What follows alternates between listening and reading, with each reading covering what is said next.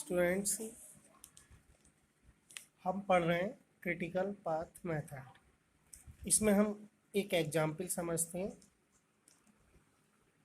Determine total floats and free floats for non critical activities. Non critical activities मतलब जिन activity का critical पथ पर क्या है, एक्शन नहीं है, यानी कोई भी उसका यूज़ नहीं है। जैसे हम इसमें समझते हैं, देखिए यहाँ पर क्रिटिकल पाथ ये दिया हुआ है 1 से 3 4 6 8 9। तो आप देख रहे हैं कि ये जो ई एक्टिविटी है इसका यूज़ नहीं है क्रिटिकल पाथ के लिए। ए है, जे, वी, डी, एच जो डार्क हैं और उस पर जो एक्टिविटी लिखी हुई है उसका यूज है। तो हमें क्या निकालना है, total floats and free floats. कैसे निकालते हैं इसके लिए समझते हैं। देखिए कल जो हमने एग्जाम्पल किया था उसी टेबल के लिए हम आगे करते हैं।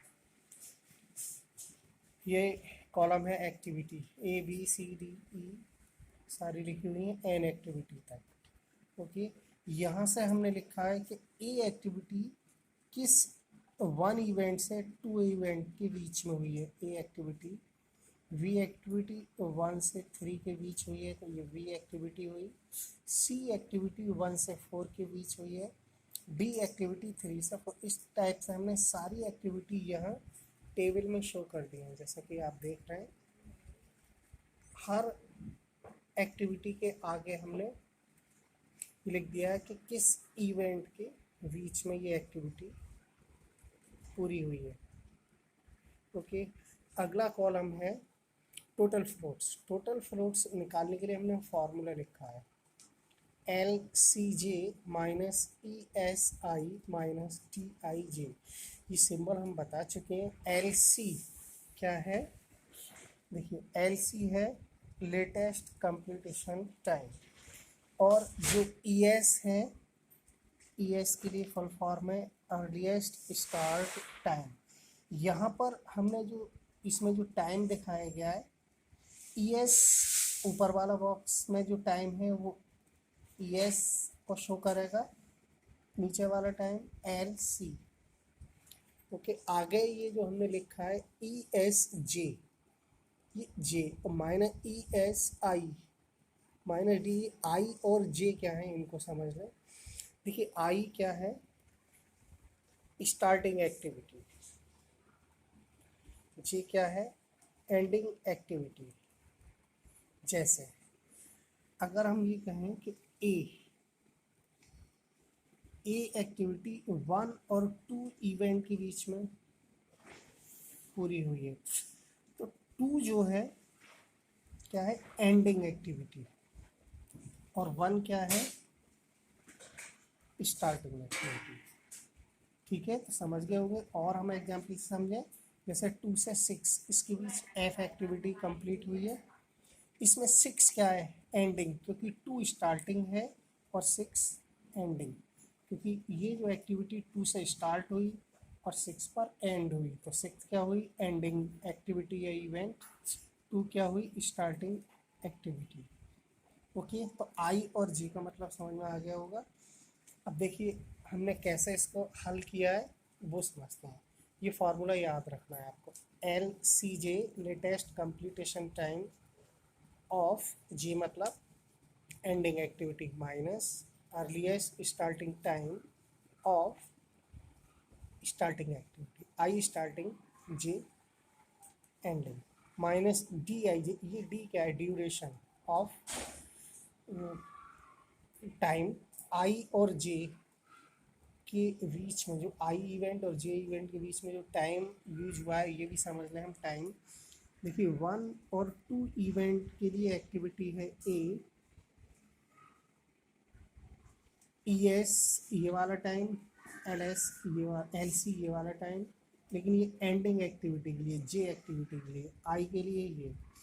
लेकिन ये जो 3 लिखा हुआ है, 3 वीक, ये ड्यूरेशन, मतलब इतने टाइम में 1 से 2 इवेंट पूरा होने में 3 वीक लगे। तो ये 3 क्या है, ड्यूरेशन। आइए समझते हैं।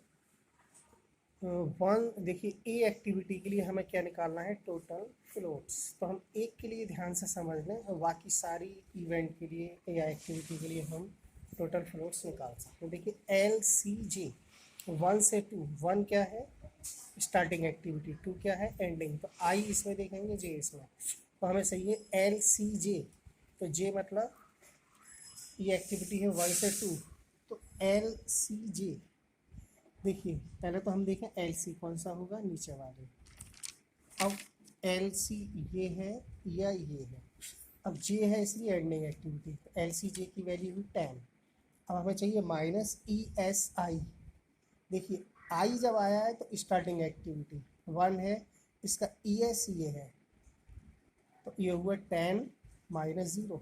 ध्यान देना LCJ ये है, LC नीचे वाला बॉक्स, ES ऊपर वाला बॉक्स, J एंडिंग एक्टिविटी। तो 1 से 2 के लिए एंडिंग ये है, स्टार्टिंग ये है। तो 10 क्या हुआ, LCJ माइनस ESI 0, ड्यूरेशन 3। तो 10 -0 -3, यहाँ हमने लिखा 10 -0 -3 इक्वल टू 7। एक के लिए और समझते हैं, 1 2 3, यानी 1 से 3 के लिए देखते हैं। 1 से 3 हमें चाहिए LCJ। देखिए नीचे 3 का नीचे वाला बॉक्स 6, क्योंकि LC नीचे का है, हमने यहाँ लिखा है LC नीचे वाला बॉक्स है, लेकिन J है इसलिए एंडिंग का, LCJ ये हुआ। हमें चाहिए ES ऊपर वाला बॉक्स है, और I है इसलिए स्टार्टिंग एक्टिविटी। तो 1 से 3 में स्टार्टिंग 1, तो 0 क्या हुआ, 6 -0, ड्यूरेशन ये है 1 2 3, यानी 1 से 3 के बीच ड्यूरेशन कितनी है, 6। तो ये हुआ 6 -0 -6, 6 -0 -6 इक्वल टू 0। ओके, तो ये पूरी टेबल हमने बना दी है, इसको आपको सॉल्व करना है। अब हम समझते हैं फ्री फ्लोट्स। फ्री फ्लोट्स का फार्मूला ये है, ESJ -ESI -DIJ। तो फार्मूला हमें याद रखना है, ESJ -ESI।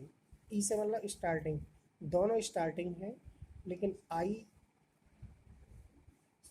ES earliest starting time, I starting activity, J ending. तो देखिए 1 से 2 के लिए फिर समझते हैं। 1 से 2 में ये स्टार्टिंग है, ये एंडिंग एक्टिविटी। अब ES देखनी है, दोनों के ES, तो ऊपर वाले बॉक्स देखने होंगे। ये हमने दिखाया है कि ES जो ऊपर वाला बॉक्स है, तो फॉर्मूले में है ESJ -ESI -DIJ। ESJ 3 -0 -DIJ, ये टाइम ड्यूरेशन। ये हमने लिखा 3 -0 -3 यानी 0। एक के लिए हम और समझ लेते हैं, 1 से 3 के लिए। तो 1 इवेंट जो है I के लिए रिप्रेजेंट करेगी, 3 J के लिए। स्टार्टिंग में ESJ 6 -0 -DIJ 6। ओके, देखिए ES ऊपर वाला बॉक्स 6, ये भी ऊपर वाला बॉक्स -0, ये ड्यूरेशन। ये हमने दिखाया है 6 -0 -6 0। इस टाइप से हमने पूरी टेबल ये कंस्ट्रक्ट कर दी है। अब हमें क्रिटिकल पथ, हम इससे, ये हमारे जो हमसे पूछा था वो हमारी सारी वैल्यू आ गई, लेकिन हम क्रिटिकल पथ इससे भी निकाल सकते हैं। वो कैसे, हम ये देखेंगे टोटल फ्लोट्स और फ्री फ्लोट्स में कहाँ कहाँ जीरो सेम है। देखिए इसका जीरो, इसका जीरो, तो हमने टिक कर लिया, इसका जीरो, इसका जीरो, टिक कर लिया। यानी दोनों में जहाँ जहाँ जीरो है आमने सामने, वो कॉलम हम टिक कर लेंगे। ये जीरो, ये जीरो। अब देखिए यहाँ ये ज़ीरो है, सेकंड नंबर V एक्टिविटी, यहाँ पर डी एक्टिविटी, यहाँ पर एच, ये लिखा है एच, ये के एक्टिविटी, और ये 0 0 के साथ 1। तो ये हमारा क्रिटिकल पाथ हो गया। आप देख सकते हैं हमने तीसरा मेथड हो गया, ये 2 मेथड से हमने किया है। वी एक्टिविटी यूज हुई, डी एच के एन, ए तो स्टार्टिंग है, ए बी डी एच के एन। तो ये क्रिटिकल पाथ हो गया, टाइम हम निकाल चुके हैं। तो अगर क्रिटिकल पाथ निकालना हो तो दोनों जो हमारे टोटल फ्लोट्स और फ्री फ्लोट्स दोनों में जो हमारा वैल्यू हैं वो सेम होनी चाहिए। सेम से मतलब 0 0 होनी चाहिए, दोनों में 0 0। एक में 0 हो तो वो नहीं दिया जाएगा, जैसे कि आप देख सकते हैं कि 0 यहाँ, ये 0, लेकिन यहाँ 0 नहीं है, इसलिए ये वाली एक्टिविटी हम क्रिटिकल पाथ में नहीं होगी। दोनों में 0 है।